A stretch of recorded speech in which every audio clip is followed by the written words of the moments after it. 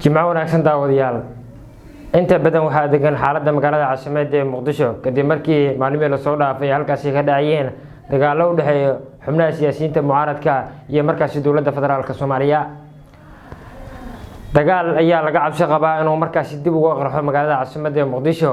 halka ay markaasi aaga Miranaayo ka degan yahay madaxweynihii toddobaad ee Jamhuuriyadda ku meelgaarka Shariif Sheekh Axmed ayaa waxa isku horfadhiya ciidamo taabacsan dhanka Shariif Sheekh Axmed iyo ciidamo ka socda dowladda federaalka Soomaaliya.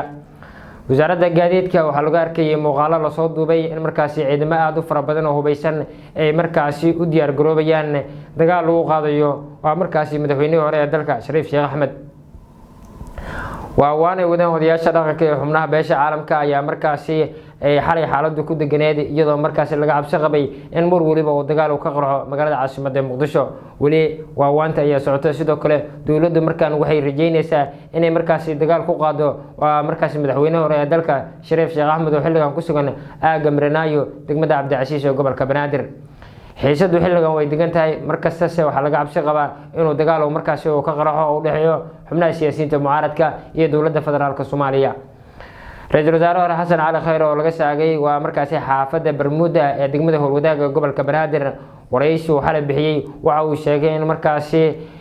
cid kasta oo markaasi dagaalkaasi ku qaaday mas'uuliyadda qaadanayso waxa uu sheegay inuu isku day dil oo markaasi uu ka badbaaday ra'iisul wasaare hore ee dalka Xasan Cali Khayre oo xilligan ku sugan guriga hore uga deganaa garoonka Aadan Cabdulle Ismaan ee International Airport ee magaalada caasimadda Muqdisho.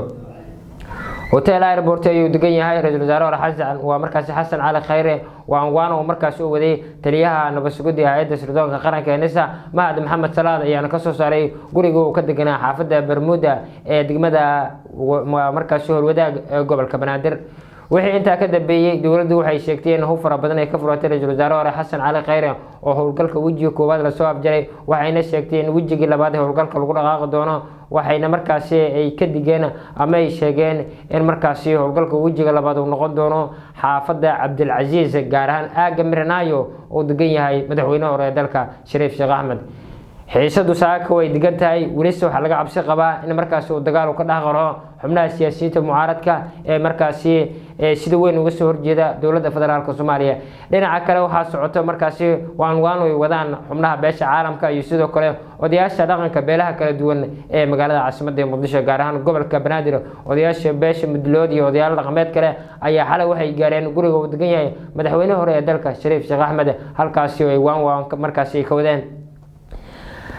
Shariif Sheekh Axmed wuxuu ku adkaystay inuu halkan uu sii deganaanayo halka dowladdu ay markaasi culays xooggan ay saarayso inuu dib uga laabto hotel airport uu ka deganaa magaalada caasimadda Muqdisho. xiisadu waliba ay taagan tahay sidoo kale odayaasha dhaqankana waan ay wadaan dhinaca kale xubnaha beesha caalamka ayaa markaasi cadaadis saarayo safarka xogeynka Turkiga ayaa ku sugan magaalada Muqdisho isagoo maalinimadii shalay soo gaaray halkaasina wuxuu ka wadaa waan u dhaxayso xubnaha siyaasiyiinta mucaaradka iyo dowladda waa markaasi federaalka ee Soomaaliya.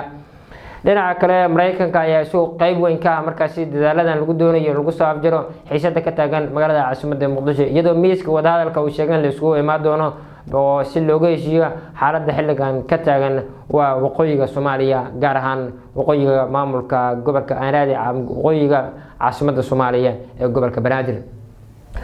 Shariif Sheekh Axmed wuxuu soo ku adkaysanaya inuu markaasi uu dhamaaday madaxweynaha rasmiga ah ee hay'adaha dowladda markaasi inuu Xasan Sheekh Maxamuud filada si sharci darro ku fadhiyo sidoo kale siyaasiyiin waaweyn ayaana ka soo muuqan dagaalkan ay Xasan Cali Khayre iyo markaasi Shariif Sheekh Axmed ay dowladda la galeen. ra'iisul wasaare hore Maxamed Xuseen Rooble dagaalkan lagu maarag sidoo kale Cabdi Qaydiid oo siyaasiyiinta sida weyn u mucaaradsan dowladda lagu maarag sidoo kale xildhibaan Cabdiraxmaan Cabdishakuur Warsame lagu maarag dagaalkan ay xubnaha markaasi Xasan Cali Khayre iyo Shariif Sheekh Axmed ay la galeen dowladda federaalka Soomaaliya. hase ahaatee Xasan Cali Khayre kulan oo markaasi uu la qaatay waa siyaasiyiinta beesha Habargedir oo kula kulmay hotel airport ee magaalada Muqdisho waxaa ka soo muuqday ra'iisul wasaare hore Maxamed Xuseen Rooble iyo sidoo kale xildhibaan Cabdiraxmaan Cabdishakuur Warsame waa xildhibaanada waa markaasi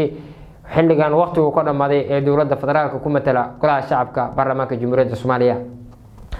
xaaladdu saaka way degan tahay balse xilli kasta waxa laga cabsi qabaa inuu dagaal uu markaas qarxo dowladdu markaan wax u diyaar garowday aagga iyo xaafadda Miranaayo waxayna doonayaan inay halkaasi ay ku qaadaan weerarkii ugu dambeeyay oo lagu soo afjarayo xubnaha siyaasiyiinta mucaaradka ee sida weyn uga soo horjeeda dowladda uu hogaamiyo Xasan Sheekh Maxamuud haddaba waxyaabaha ka soo kordha halkan isha ku hay si aad u hesho xogii ugu dambeeyay gudaha Soomaaliya aad baad u mahadsantahay.